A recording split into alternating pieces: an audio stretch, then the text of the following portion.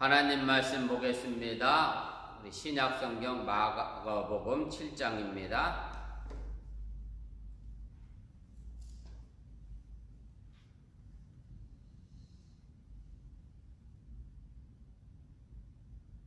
하나님 말씀 마가복음 7장 31절 말씀부터 37절까지의 말씀입니다. 찾으셨으면 제가 읽어드리겠습니다. 예수께서 다시 두로 지방에서 나와 시돈을 지나고 데가볼리 지방을 통과하여 갈릴리 호수에 이르시매 사람들이 귀먹고 말 더듬는 자를 데리고 예수께 나와 안수하여 주시기를 간구하거늘 예수께서 그 사람을 따로 데리고 무리를 떠나사 손가락을 그의 양귀에 넣고 침을 뱉어 그의 혀에 손을 내시며 하늘을 우러러 탄식하시며 그에게 이르시되 에바다 하시니 이는 열리라는 뜻이라. 그의 귀가 열리고 혀가 맺힌 것이 곧 풀려 말이 분명하여졌더라. 예수께서 그들에게 경고하사 아무에게도 이르지 말라 하시되 경고하실수록 그들이 더욱 널리 전파하니 사람들이 심히 놀라 이르되 그가 모든 것을 잘하였도다. 못 듣는 사람도 듣게 하고 말 못하는 사람도 말하게 한다 하니라. 아멘. 오늘 아침에 함께 하신 여러분들께 감사를 드립니다. 오늘 마가복음 40번째 시간입니다. 1년이 52주니까 거의 1년 가까이 우리가 마가복음을 공부하고 있는데, 제가 서로는 왜 이런 말씀을 드리냐면, 제가 오늘 아침 뉴스를 잠깐 봤는데 어떤 뉴스에서 한국의 무허가 신학교가 난립한다고 하면서 6개월만 공부하면 목사 안수 주는 신학교가 수두룩하다고, 그래서 여러분들은 이미 6개월이 지나셨기 때문에 마가복음을 꾸준히 잘 공부하셔서 목사 안수 받을 만큼 그런 성경 학자들이 되셨습니다. 아무튼 제가 함께 공부하는 이 말씀들이 여러분들에게 말 그대로 진짜 성경 공부가 될 수 있는 그런 귀한 말씀드림을 기억하시고 열심히 참여해 주셔서 또 감사를 드립니다.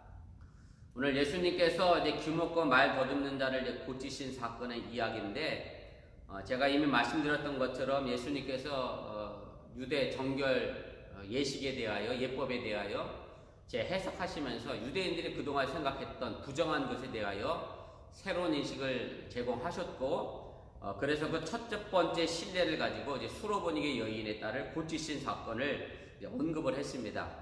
그리고 바로 이어서 나오는 것이 이제 귀먹고 말 더듬는 자를 이제 고치신 사건의 이야기가 나오는데, 그런데 오늘 마가복음 7장 31절 말씀에 보면 예수님께서 이 두로 지방을 가셨잖아요. 이제 수로보니게 여인을 고치기 위하여. 그리고 그 두로 지방뿐만 아니라 다른 지역도 삥 한 바퀴 돌으셔서 이방 지역에 선교를 마무리하시고 다시 이제 갈릴리 호수로 내려오는 분명한 그런 지리적 언급을 이제 하게 됩니다. 그래서 마가복음 저자가 이런 분명한 지리적 언급을 함으로 해서 예수님께서 계속적으로 이방 선교를 지적하셨고, 또 그 선교가 성공적이었음을 분명하게 나타내 주고 있습니다. 그리고 다음 주 하겠습니다만 이제 8장으로 넘어가게 되면 이제 4,000명을 먹이신 이제 급직 이적의 이야기가 나오게 되는데, 이것은 이미 우리가 앞서도 오병이어의 기적 이야기를 했습니다만은, 그런데 오병이어의 급직 이적의 이야기 앞에도 보면 예수님께서 갈릴리 선교에서 그 선교 사역을 성경적으로 이루셨음을 이야기하고 나서 이제 급직 이적 이야기가 등장하게 되는데, 오늘 이 두 번째 부분에서도 마찬가지입니다. 이방 선교 지역이 성공적으로 마무리됐음을 이야기하면서 그리고 이어 급직 이적 이야기가 등장하게 되는데, 그래서 비슷한 병행 기사가 등장하게 됨을 여러분들이 상기해 두시기를 바랍니다. 우리 본문주에 한 절씩 우리 차례대로 좀 살펴보면서 정확하게 다시 한번 짚고 넘어가도록 하겠습니다. 오늘 1번입니다. 31절에서 보여주고 있는 예수님의 이방 선교 여행의 경로는 어떻게 됐느냐 이렇게 되어 있는데, 오늘 31절 말씀을 제가 좀 다시 한번 읽어보겠습니다. 예수께서 다시 두로 지방에서 나와 시돈을 지나고 데가볼리 지방을 통과해서 갈릴리 호수에 이르렀다 이렇게 되어 있는데, 사실은 저나 여러분이나 이스라엘 선교 여행을 다녀온 적이 없기 때문에 이렇게 말로는 지리적 구분이 되기가 좀 어려워서 제가 그 뒷장에 예수님께서 선교 사역을 다니셨던 행적의 지도를 넣어놨습니다. 한번 보시면 제가 그 지도를 보고 잠깐 설명하고 다시 앞장으로 넘어오도록 하겠습니다. 그래서 일단은 그 팔레스티니 지역에 보면 지중해라고 하는 서쪽에 지중해가 있고요. 그 다음에 그 지중해를 접하고 있는 것이 바로 이제 팔레스틴 유대 땅입니다. 그리고 갈릴리가 그렇게 되어 있고, 그 다음에 갈릴리 바다를 가로질러 가고 있는 것이 이제 요단강이고, 그 동편 쪽이 데가볼리 지역이라고 하는 이방 지역입니다. 그런데 오늘 예수님께서 어디서 이제 수로보니게 여인의 병을 고치셨느냐 하면, 딸의 병을 고쳤느냐면, 그 갈릴리 위에 제일 위로 올라가시면 수리아라고 하는 이방 지역에 등장하게 되지요. 제가 수로보니게 여인을 얘기했을 때도 수리아 지방의 베니게 여인이다. 그래서 이 수로보니게가 수로 지방과 베니게가 합쳐진 말이라는 말씀을 제가 이미 드렸는데, 근데 그 바로 그 두로 지방에서 보면 가나안 여인의 딸을 고치셨다. 마태복음에 나와 있는 말씀을 근거로 해서 거기 기록했습니다만 두로가 나와 있고, 그런데 이제 오늘 여기 나와 있는 이야기는 예수님께서 두로를 지방을 지나서 어디로 가셨느냐면 시돈을 가셨다라고 되어 있거든요. 근데 시돈은 지금 예수님의 행적 이 지도에는 나와 있지 않아서 제가 스캔을 못했습니다만은 이 시돈은 두로에서 북쪽으로 20마일 위에 위치한 항구 도시입니다. 그러니까 두로를 따라 지중해를 따라 쭉 올라가면 이제 시돈이 나오게 되고요. 그래서 예수님께서 수리아 지방 안쪽으로 더 깊이 이제 들어가셨다라고 하는 얘기고, 그런데 그 시돈을 지나고 나서 다시 어디로 가셨느냐면 데가볼리 지방을 통과했다, 그렇게 돼 있어요. 그래서 시돈까지 올라갔다가 다시 남동쪽이 되겠죠. 그래서 가이사라 빌립보 지방을 거쳐서 그 다음에 그 왼쪽에 오른편에 나와 있는 데가볼리 지역으로 다시 내려와서 어디로 가셨느냐면 갈릴리 호수에 이르게 됐다. 그래서 예수님의 선교 행적이 두로에서 북쪽으로 올라가 시도를 거쳐서 다시 동쪽으로 가시게 되죠. 가이사라 빌립보 지방을 거쳐서 데가볼리로 내려오는 어찌 보면 방비한 아주 넓은 지역을, 이방 지역을 거쳐서 다시 갈릴리 호수로 내려오시게 됐음을 이제 이야기를 하게 됩니다. 그래서 우리가 다시 앞장으로 넘어가 보도록 하겠습니다. 그래서 제가 1번에 2번 시도는 두로 북방 20마일 지점에 있는 베니게 항구 도시라고 얘기했고, 그것은 바로 아베처 이세벨의 이제 고향이다라고 말씀을 드렸는데, 제가 지난주에도 얘기했습니다만은 수로보니게가 바로 수리아 지방의 베니게라고 제가 말씀을 드렸고요. 그래서 베니게에 있는 항구 도시라고 되어 있고, 열왕기상 16장 31절에 대표적으로 이 아베 처 이세벨이 아주 이방 여인의 이제 대표적인 사람으로 등장하게 되잖아요. 열왕기상 16장 31절인데, 느바세 아들 여로보암의 죄를 따라 행하는 것을 오히려 가볍게 여기며 시돈 사람의 왕 엣바알의 딸 이세벨을 아내로 삼고 거기서 바알을 섬겨 예배하였다. 그래서 바로 이 아합의 왕 부인이었던 이세벨이 오늘 예수님께서 하셨던 시돈 땅의 이방 왕의 딸이었음을 구약성경에도 이야기를 하게 됩니다.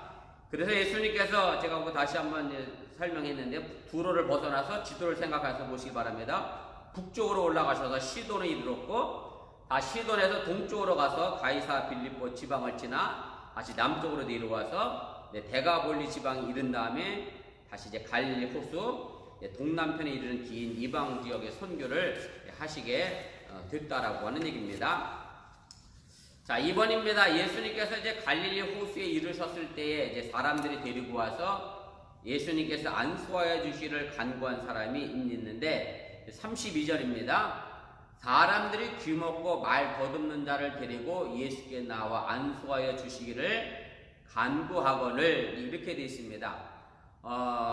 데가볼리 지역을 거쳐서 예수님께서 이제 다시 갈릴리 호수로 오셨는데, 그런데 이미 앞서 마가복음 5장 20절에 보면 예수님께서 데가볼리 지방에서 예수님께서 귀신을 쫓아냈다는 소문이 파다하게 등장을 하게 됩니다. 왜 그러냐면 그 마가복음 5장에 보면 예수님께서 어떤 귀신을 쫓아내셨느냐면 바로 군대 귀신 들린 사람을 쫓아냈잖아요. 그래서 그 귀신이 그 사람이 그냥 나가기 싫으니까 어떻게 됐죠?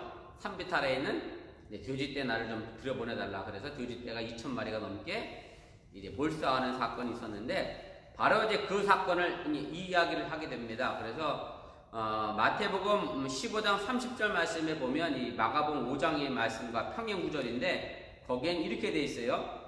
큰 무리가 다리 저는 사람과 장애인과 맹인과 말 못하는 사람과 기타 여럿을 데리고 와서 예수의 발 앞에 앉힘에 고쳐주시니라, 이렇게 되어 있습니다. 그래서 이미 그 군대 귀신 들린 사람을 고치심으로 해서 예수님께서 대가볼리 지역에, 이방 지역에 벌써 예수의 소문이 파다하게 퍼졌다는 것을 우리가 알게 되고요. 그래서 마가복음 5장 20절 말씀에도 보면 이렇게 되어 있습니다. 이 사람이 귀신 들렸던 사람이 이제 잠잠하라라고 얘기했음에도 불구하고 어떻게 했느냐면, 그가 가서 예수께서 자기에게 어떻게 큰일 행하셨는가를 대가볼리에 전파하니 모든 사람이 놀랍게 여기더라. 그래서 이 사람을 통해서 이미 대가볼리 지역에 예수님께서 귀신도 내쫓고 병 고치는 일도 행하셨음을 이야기를 하게 됩니다. 그런데 오늘 이 마가복음 이 저자는 많은 병자 중에서 특별히 어떤 사람을 대표적으로 소개하고 있느냐면, 귀먹고 말 더듬는 사람을 오늘 대표적으로 소개하고 있는 것으로 여러분들이 이해하시면 되고, 많은 사람들이 예수님 앞에 병자를 데리고 와서 고쳐주셨는데 그 가운데 딱 한 사람만, 말 더듬고 귀먹은 사람만 고쳐주셨다는 게 아니라, 마태복음 평행 구절을 보면 많은 병자들이 왔음에 그 가운데 대표적인 사례를 마가복음 저자가 소개하고 있다는 것으로 여러분들이 이해하시면 되겠습니다. 그래서 이제 귀먹고 말 더듬는 사람은 이제 일반적으로 말 못하는 벙어리를 이제 뜻하게 되는데, 우리가 지금 개역개정 성경을 가지고 있습니다만은 예전 개역 성경에는 이게 어떻게 표현되어 있었느냐면, 기억나시는지 모르겠어요. 귀먹고 말이 어눌한 사람이라고 되어 있어요. 근데 개역 개정이 되면서 이제 말 더듬는 사람으로 어눌함이 이제 바뀌었는데, 말 더듬는 거나 아니면 어눌한 거나 이제 비슷하다고 하는 얘기고, 이제 이런 개념이죠. 저도 정확히 의학 지식이 있는 것은 아니지만, 귀가 먹으면, 귀가 안 들리면 자기가 말하는 것도 어떻게 말하는지 모르잖아요. 자기 발음을 정확히 모르니까, 그러다 보니 자연스럽게 어떻게 되지? 말 자체가 발음이 부정확하고 이제 더듬어질 수밖에 없고, 옛날 개혁성경 표현대로 하면 어눌해질 수밖에 없는 거고, 그래서 흔히 듣지 못하면 이제 언어 능력이 위축이 되기 때문에 이제 그렇게 된다라고 하는 얘기입니다. 그런데 이제 이사야서에 보면 메시아 시대가 되면 귀가 열리고 벙어리가 노래하는 것을 예언하게 되어 있는데, 그래서 제가 마지막 37절에서도 제가 한 번 더 말씀을 드리겠습니다만, 그래서 예수님께서 오셔서 귀먹은 사람의 귀를 열어주시고 말 못하는 사람의 말을 하게 만드신 것은 결국 예수님이 뭐였다? 메시아였다. 메시아 시대가 도래했음을 이야기하고 있음을 여러분들이 또한 깨달으시기 바랍니다. 이사야서 35장 5절 6절 말씀인데 제가 함께 읽겠습니다. 그때에 맹인의 눈이 밝을 것이며 못 듣는 사람의 귀가 열릴 것이며 그때에 저는 자는 사슴같이 뛸 것이며 말 못하는 자의 혀는 노래하리니 하면서 이사야서가 이미 메시아 시대가 되면 이런 역사가 나타날 것을 예언한 바가 있습니다. 예수님께서 이제 귀먹고 말 더듬는 자를 데리고 무리를 떠나시게 됩니다. 오늘 33절 말씀인데 제가 읽겠습니다. 예수께서 그 사람을 따로 데리고 무리를 떠나서 손가락을 그의 양귀에 놓고 침을 뱉어 그의 혀에 손을 대시며, 그래서 예수님께서 이 사람을 무리들에게 떠나게 하시고 나서 그 다음에 어찌 보면 좀 약간의 독특한 방식이라고도 말할 수가 있을 건데, 손가락을 양귀에 넣고 또 침을 뱉다 그의 혀에 이제 손을 대셨다, 이런 표현이 이제 등장을 하게 됩니다. 예수님께서 이제 무리로부터 이 사람을 이제 격리시킨 것은 많은 사람 가운데서 특별히 그 사람에게만 집중하기 위하여, 또 환자와의 이제 깊은 어떤 인격적인 만남을 원하셨기에 그를 따로 데리고 한적한 곳으로 이제 찾아가시게 되고, 이런 의도는 이 환자를 치유하시는 예수님의 동작에서도 우리가 쉽게 찾아볼 수 있게 됩니다. 바로 예수님께서 이 사람을 치유하신 동작의 내용이 뭐냐면 바로 손가락으로 귀에 대시고 또 침을 발라 혀에 대시는 그런 행동을 이제 범하시게 되는데, 이제 이런 행동의 모습이 결국 이제 우리가 좀 생각해 봐야 될 것은 뭐냐면, 예수님께서 이제 이런 방식을 이제 선택하셨는데, 이런 방식이 결국 헬라 시대에 예수님 당시에 많은 사람들이 어찌 보면 병을 고치는 그런 행적과도 이제 비슷하다라고 생각이 되어지게 되는데, 그렇다고 해서 예수님께서 그때 당시 병을 치유하는 어떤 이적 행위자와 같은 행동을 취했다, 여러분들이 그렇게 보시지 마시고 그 속에서 또 다른 의미가 있음을 여러분들이 이해하시고 깨달으시길 바랍니다. 그래서 예수님께서 이제 어떤 방식으로 환자를 고치셨느냐, 제가 3페이지 제일 윗단락인데 33절 34절 제가 다시 한번 읽어보겠습니다.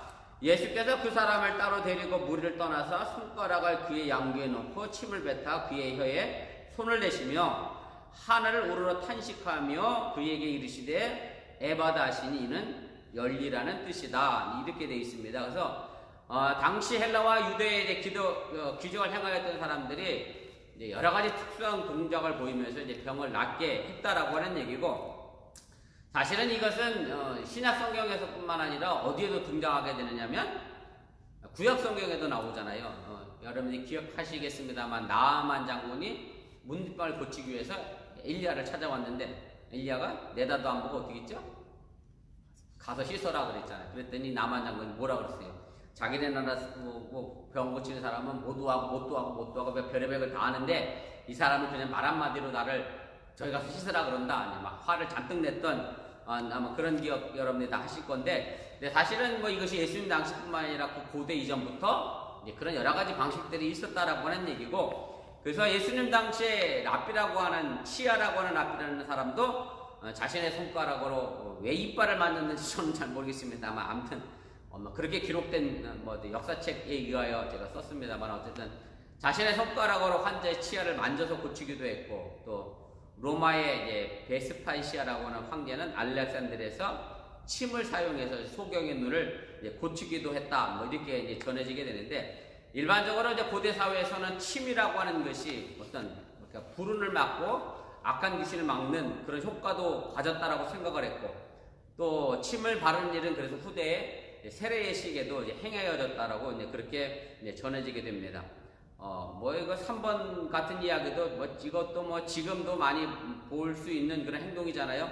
흔히 얘기하는 단전호흡이라고도 할 수 있을 것이고, 어떤 일을 할 때 기를 모으는 그런 행동들, 그런 행동들을 그때 당시도 했고, 그래서 페르시아의 미드라시라고 하는 그 책에 보면 이런 말이 이제 발견됩니다. 햇빛을 3번 들이마시면 너는 강하게 될 수 있다. 그래서 심호흡하는 사람은 능력 있는 발언이나 지적인 능력을 발휘할 수 있음을 이제 이야기를 하는 어떤 준비 동작으로 간주되기도 했다라고 하는 얘기입니다. 그래서 이제 여기까지가 일반적인 이제 치유 행적에 대한 기적의 행위에 대한 그런 묘사였고요. 그러나 예수님께서는 그렇다고 해서 그것들을 뭐랄까요? 요즘 말로 하면 영어로 얘기하면 벤치마킹 하셨다고 하는 것은 아니고, 예수님께서는 이 병을 고치는 그 사람과 인격적인 소통을 하기 위한 방식으로 이 일을 행하셨다라고 하는 사실을 여러분들이 이해하시기를 바랍니다. 왜냐하면 예수님께서 굳이 이런 행동하지 않으셔도 이미 많은 병자들과 귀신을 내고 쫓으셨던 것처럼 말씀 한마디로 충분히 행하실 수 있었기 때문에 굳이 손가락을 대고 침을 바르시는 행동을 하지 않으셔도 됐는데, 그렇게도 하신 이유가 분명 있다라고 하는 얘기고, 그래서 그것을 제가 5번, 6번에 제가 연이어서 이제 기록을 했습니다. 그래서 예수님께서 이 병자의 어떤 인격적인 의사소통을 하시기 위하여 지금까지 그가 말하지 못하고 듣지 못하고, 그래서 어떻게 보면 계속해서 피동적이고 수동적인 인간으로 살아왔는데, 그에게 바로 환자의 귀에 손을 대시고 또 침을 바르심으로 해서 내가 너의 귀를 듣게 하고 또 말을 하게 할 것이다라고 하는 의사소통을 위한, 그래서 환자를 안식시킨 다음에 그를 고치시는 사건으로 여러분들이 이해하시고 깨달으시기를 바랍니다. 이제 또 하나 이제 문제가 있는데, 이제 34절에 있는 말씀이거든요. 하늘을 우러러 탄식하시며 그에게 에바다 하셨으니 그래서 열렸다 그랬거든요. 귀에 손가락을 넣어서 열린 게 아니고 혀에 침을 발라서 그가 말한 게 아니라 예수님이 결국 뭐로 병을 고친 거냐면 에바다라고 하는 말씀 한마디로 이제 병을 고치셨는데, 근데 그 에바다에 앞서서 이제 하늘을 우러러 탄식한 이유가 뭐냐? 글쎄, 예수님께서 왜 탄식하셨을까? 우리가 여러 가지를 생각해 볼 수 있는데 신학자들의 의견이 다양하게 등장을 합니다. 그래서 제가 각 줄을 달아서 그 아랫부분에 썼는데, 사실은 1번부터 4번까지 있는 얘기가 다 틀리지 않는 얘기 같고요. 다 맞는 이야기일 것 같습니다. 보세요. 아랫부분에. 첫 번째로 이야기하는 사람은 환자에 대한 예수님의 깊은 동정의 표시로, 이건 뭐 충분히 있을 수 있는 얘기죠. 저 자신도 어쨌든 병자를 위해서 기도라고 하게 되면 사실은 그 앞에서야 대놓고 탄식할 수는 없습니다만은 어쨌든 이런 탄식의 마음의 소리는 자연히 나올 수밖에 없다고 하는 얘기고, 자, 두 번째 이야기는요, 사탄의 세력과 싸움을 앞에 둔 상황에서 하나님의 도움을 요청하는 이제 간절한 기도, 충분히 그렇게 해석될 수 있는 그런 부분이 있고요. 3번입니다. 환자의 고통은 하나님의 창조 의주하는 데 반대된다는 깊은 슬픔의 한숨일 수도 있고, 4번입니다. 환자와 함께 환자를 위해 기도하는 것으로 이제 보는 견해들이 있는데, 사실은 어느 것이 됐든 간에 예수님께서는 그 병자의 마음을 같이 해서 감정을 이입해서 그 환자의 병을 고치셨다라고 하는 얘기고, 사실은 이것이 신앙생활하면서 참 중요한 것 같습니다. 물론 목사가 성도들을 대하는 것도 마찬가지고요.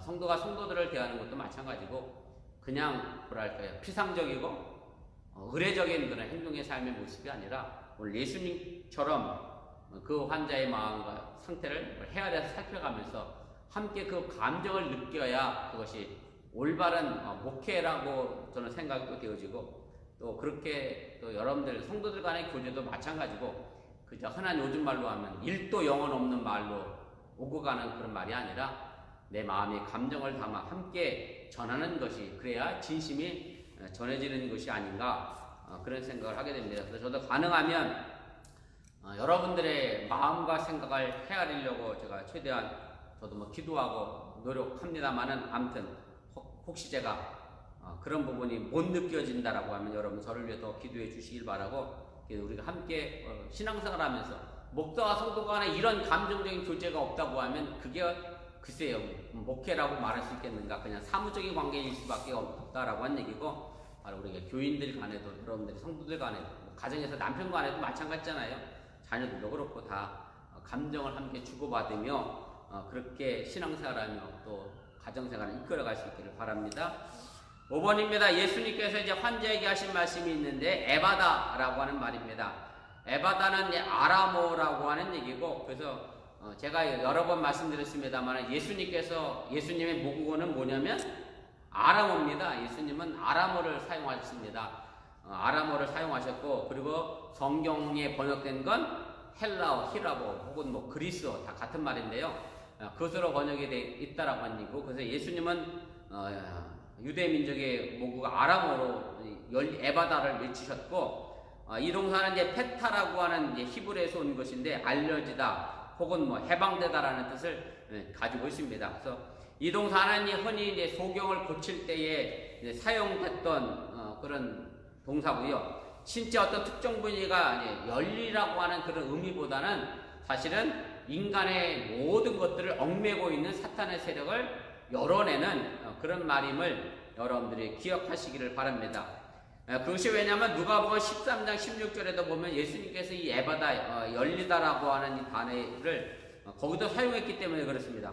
그러면 연료해 동안 사탄에게 매임받은 이 아브라함의 딸을 안식일에 이 매임에서 푸는 것이 합당하지 아니하냐. 여기서도 매임에서 푸는 것, 해방시키다라고 하는 이 페타라고 하는 동사, 에바다라는 동사를 사용했다라고 하는 얘기고, 그래서 예수님께서 열리다 혹은 해방시켰다라고 하는 이 말의 의미가 단순히 어떤 신체 일부분만 열고 해방하는 의미가 아니라 우리 전체의 사탄에 매여져 있는 세력에서부터 우리를 해방시키는 명령이었다고 하는 것을 여러분들이 기억을 하시기를 바랍니다. 3번입니다. 그래서 이것은 이제까지 이 병자를 결박해왔던 사탄의 쇠고라고 하는 걸 부수라는 그런 명령이고요. 귀신을 향해서는 그 사람에게 나오라는 명령과도 같은 말씀입니다. 마지막 네 번째 페이지입니다. 6번입니다. 예수님께서 에바다 하셨을 때 이제 환자의 귀가 열리고 맺힌 여가 곧 풀려서 말이 이제 분명해졌습니다. 그러나 예수님께서는 거기에 모인 사람들에게 경계하셔서 이런 사실이 이제 발설되지 않도록 하셨으나 그 결과는 어떻게 됐느냐? 마가복음의 메시아 비밀에 관한 얘기인데 여전히 메시아 비밀을 유지하라고 했지만 그 결과적으로는 한 번도 성공한 적이 없잖아요. 여기도 마찬가지입니다. 36절입니다. 예수께서 그들에게 경고하사 아무에게도 이르지 말라 하시되 경고하실수록 그들이 더욱 널리 전파했다 이렇게 되어 있고요. 어쨌든 예수님께서 이적을 행하신 다음에 이를 본 사람들에게 침묵하라고 명령했지만 아무도 그 명령을 지키지 않았다라고 하는 얘기고 경계할수록 이 일은 더 확대되어져 나갔고 결국 예수님께서 하신 일이 너무나 위대해서 도저히 숨길 수 없는 그런 사건이었음을 이제 분명하게 말해주고 있습니다. 사실 저는 이제 목회하면서 제가 기도하는 것 가운데 하나가 목회하면서 그런 거예요. 교회라는 것도 물론 여러분들이 열심히 나가서 물론 우리 교회 와봐라 전도하는 것도 중요합니다만은 저는 자연스럽게 어번교회가 이렇게 굳이 전하지 않아도 이렇게 널리 퍼져나가는 것으로 하나님의 복음의 역사가 이루어지기를 저는 기도하고 있습니다만은 분명 하나님의 능력의 역사는 그렇게 숨길 수 있는 것이 아니라고 하는 것 여러분들이 기억하시고 하나님의 능력은 그렇게 위대하심 또한 여러분들이 믿으시기를 바랍니다. 7번입니다. 마지막입니다. 사람들은 예수님께서 귀먹고 말 더듬는 사람을 이제 고치셨다는 소식을 듣고 그에 대해서 뭐라고 말씀했느냐라고 하는 얘기인데 사람들이 심히 놀라 이르되 그가 모든 것을 잘 하였도다. 못 듣는 사람도 듣게 하고 말 못하는 사람도 말하게 한다 하니라. 그래서 예수님의 능력에 크게 놀란 사람들이 모든 것을 다 잘했다. 그가 한 일이 다 잘했다. 이렇게 이야기를 이제 하게 됩니다. 근데 이 이야기는 이제 창세기 1장 31절에도 나온 그런 말씀과도 비슷하게 되는데 이렇게 돼 있잖아요. 하나님이 그 지으신 모든 것을 보시니 보시기에 심히 좋았다라고 하는 말을 생각나게 하는 그런 말이고요.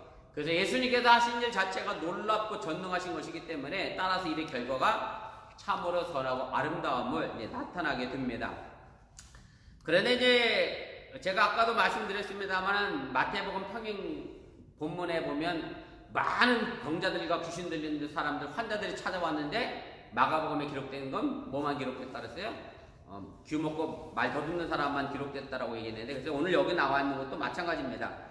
그가 모든 것을 잘했다라고 했는데 그 모든 것의 의미는 뭐냐면 예수님께서 바로 귀 먹고 말 더듬는 사람만 고치신 것이 아니라 다른 모든 사람들도 고치셨다라고 하는 얘기고 그래서 귀 먹고 말 더듬는 사람을 고치신 것은 단지 한 개인을 고치신 것이 아니라 거기에는 사실은 우주적 질병까지 세상의 모든 질병까지도 다 치유하시고 또 고치셨다고 하는 의미가 포함되어 있다라고 하는 얘기고 그래서 진정한 평화와 진정한 치료는 결국 누가 하셔야 할 일들이냐면 예수님께서 하실 일들임을 여러분들이 믿으시고 이 땅의 진정한 평화와 치료를 위하여 여러분들과 함께 기도해 주시길 바라고 그것이 우리 교회가 지금 나가야 될 아주 중요한 사역임을 또한 여러분들이 잊지 마시기를 바랍니다. 그래서 우리 기독교의 신앙의 모습이 물론 기독교 신앙 자체가 뭐랄까요 좀 배타성을 가지고 있습니다만은 그렇다고 해서 예수님이 하나님께서 구원하시는 그 능력의 역사가 배타성을 가지고 있는 것은 아닙니다. 하나님의 선을 딱 거서 넘어갈 수 없는 선을 만들어 놓는 것이 아니기 때문에 결국 하나님은 이 세상 모두를 구원하시고 치유하시기를 원하시고 모든 일이 선하고 아름답게 만들어가기 원하시는 그런 하나님이기 때문에 바로 우리가 그 일들을 행해야 함을 여러분들이 기억하시기를 바랍니다. 3번입니다. 또 다음에 이어지는 못 듣는 사람도 듣게 하고 말 못하는 사람도 말하게 한다. 제가 아까도 말씀드렸습니다만은 여기서 일어난 치유를 일반화시키면서 결국 메시아 시대의 구원을 이야기하고 있는 이사야서의 말씀을 생각나게 하고 그래서 예수님께서 오심이 곧 메시아 시대가 도래했음을 이야기하고 있음을 여러분들이 기억하시기를 바랍니다. 마가복음 저자는 예수님께서 행하신 이적들을 보도하면서 독자들에게 익숙한 이사야 35장에 약속된 하나님의 나라의 도래가 이미 예수의 삶 속에서 실현되기 시작했다는 것을 깨닫게 하기 위하여 이제 이사야서의 병행 문구를 사용했음을 여러분들이 기억하시고, 그래서 예수님께서 바로 구약 시대에 예언됐던 메시아임을 분명하게 증거하는 의도가 담겨져 있음을 또한 깨달으시기를 바랍니다. 그래서 우리 어번교를 통해서 또 여러분들의 삶의 모습을 통해서 오늘 37절에 나와 있는 것처럼 정말 어번교회가 모든 것을 다 참 잘했다, 그렇게 소문날 수 있는 교회가 되도록 저를 위해서 기도해 주시고, 또 여러분들이 각자 구위치에서 최선을 다해 헌신하시고 섬겨줄 수 있기를 또한 주님의 이름으로 부탁을 드립니다.